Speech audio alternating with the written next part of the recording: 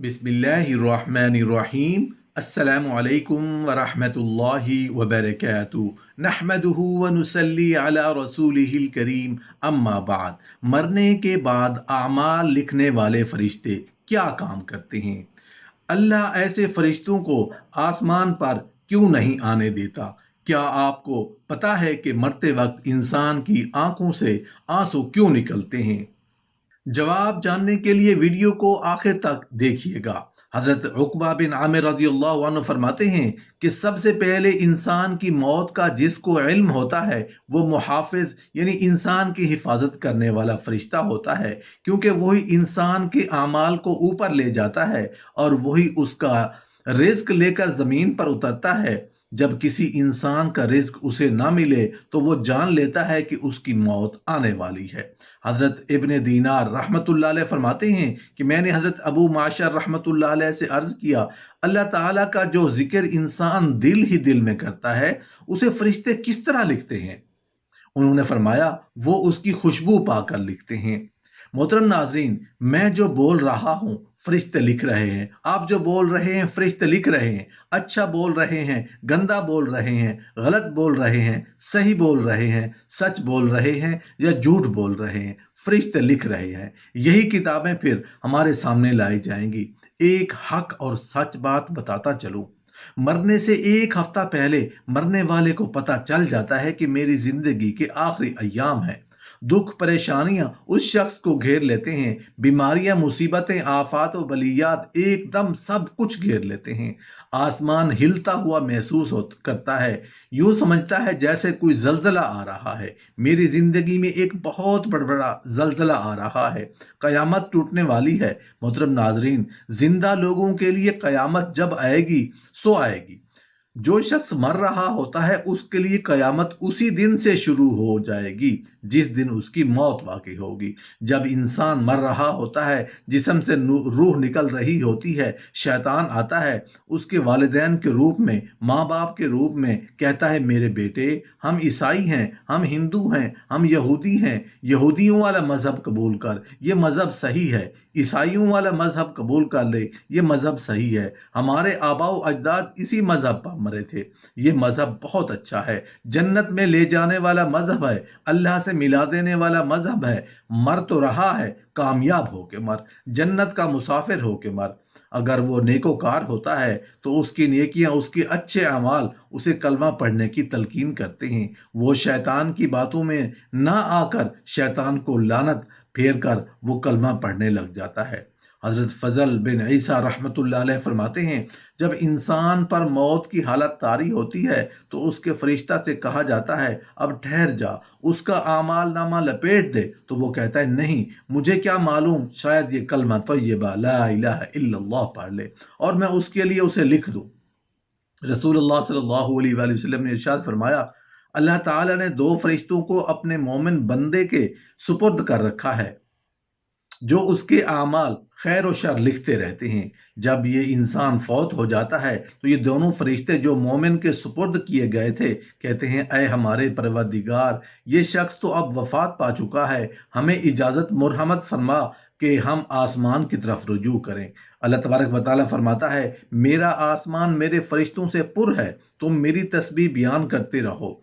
वार्ज करते हैं क्या हम ज़मीन पर ठहरे रहें? अल्लाह ताला फरमाता है, ज़मीन भी मेरी मखलूक से भरी हुई है, तुम मेरी तस्बीह पढ़ते रहो। वार्ज करते हैं हम तस्बीह कहाँ पर बयान करें? अल्लाह ताला फरमाता है, तुम मेरे उस बंदे की कब्र पर रुके रहो और मेरी तस्बीह, तारीफ, किबरियाई और कलमा तय्यबा कहते रहो, और ये सब कुछ मेरे उसी बंदे के लिए क़यामत तक के लिए लिखते रहो, जिस तरह के उसकी ज़िंदगी में तुम उसके आमाल लिखा करते थे।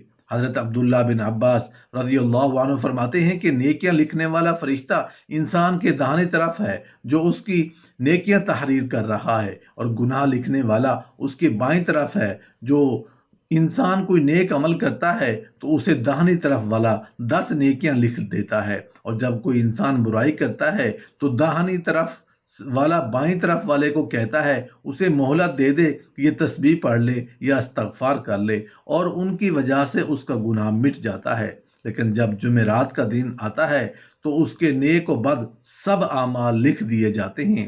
نیکی اور بدی کے علاوہ کے سب اعمال مٹا دیے جاتے ہیں۔ پھر اس اعمال نامہ کو الکتاب پر پیش کیا جاتا ہے۔ جو کچھ اعمال نامہ میں ہوتا ہے وہ سب الکتاب میں پہلے سے ہی موجود ہوتا ہے۔ آپ کو پتا ہے کہ مرتے وقت انسان کی آنکھوں سے آنسو کیوں نکلتے ہیں؟ رونے کی دو وجوہات ہوتی ہیں۔ انسان چیخ و پکار نہیں کرتا، چیخ و پکار کر کے انسان بالکل نہیں روتا، کوشش کرتا ہے چیخ و پکار کرنے کی، لیکن نہیں۔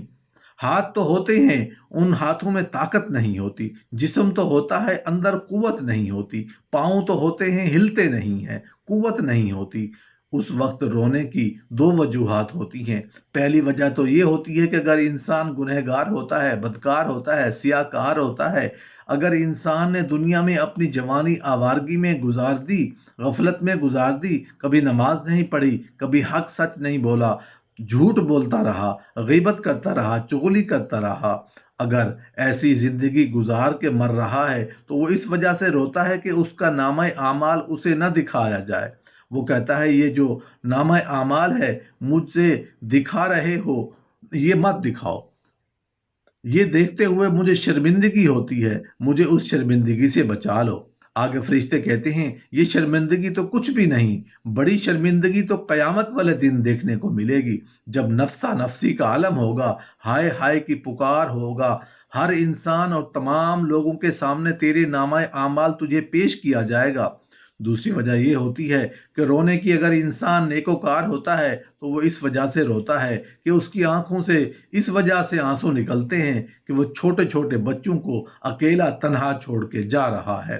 اب کافی آپ لوگوں نے دیکھے ہوں گے کہ سوشل میڈیا کا دور ہے، فوٹوز دیکھنے ہوں گے، ویڈیوز بھی دیکھی ہوں گی آپ نے، مرنے والا مسکرا رہا ہوتا ہے۔ یہ وہ شخص ہوتا ہے جس نے اپنے ساری زندگی کریم رب کے نام کر دی، غیبت نہیں کی، چغلی نہیں کی، ان ہاتھوں سے کسی کو ایذا نہیں دی، تکلیف نہیں دی، کسی کا دل نہیں توڑا، کسی کو درد نہیں دیا، کسی کو دکھ نہیں دیا، ساری زندگی ان کانوں سے غلط نہیں سنا، گندا نہیں سنا، زبان سے گندا نہیں بولا، والدین کی خدمت کی، اپنی بیوی کو اس کے حقوق دیے، بیوی کے ساتھ اچھا رویہ کرتا رہا، گھر میں اخلاق بانٹتا رہا، محبتیں بانٹتا رہا۔ یہ وہ انسان ہوتا ہے جو مرتے وقت مسکرا رہا ہوتا ہے، اور نہ ختم ہونے والی ساری زندگی جنت میں یہ شخص مسکراتا ہی رہے گا۔ حضرت حسان بن عطیہ رحمۃ اللہ علیہ فرماتے ہیں کہ ایک آدمی گدھا پر سوار تھا کہ اچانک وہ گدھا اس سوار سمیت گر پڑا، تو سوار نے کہا تو برباد ہو۔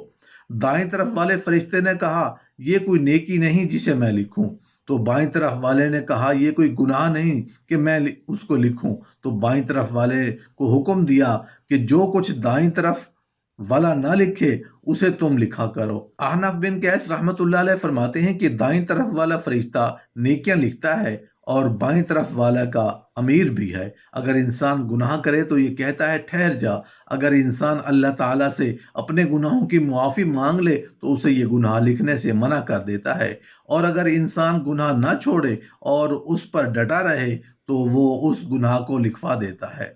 امام غزالی رحمۃ اللہ علیہ سے منقول ہے کہ جب بھی کوئی بندہ اللہ تعالیٰ کی نافرمانی کرتا ہے تو زمین کی وہ جگہ رب تعالیٰ سے اجازت طلب کرتی ہے کہ وہ اسے دھنسا دے، اور آسمان کی وہ چھت بھی اجازت طلب کرتی ہے اس پر اپنا ایک حصہ گرائے، لیکن اللہ تعالیٰ ان دونوں سے فرماتا ہے ٹھہر جاؤ، اسے مہلت دے دو، تم نے اسے پیدا نہیں کیا، اگر تم نے اسے پیدا کیا ہوتا تو تم اس پر ضرور رحم کھاتے، میں اس کی استغفار، اپنی رحمت یا اس کی کسی نیکی کی وجہ سے، یہ جو اس نے گناہ کے بعد کی یا اپنی عمر کے کسی حصہ میں کی کوئی نیکی جو مجھے پسند آئی، مغفرت کرتا ہوں۔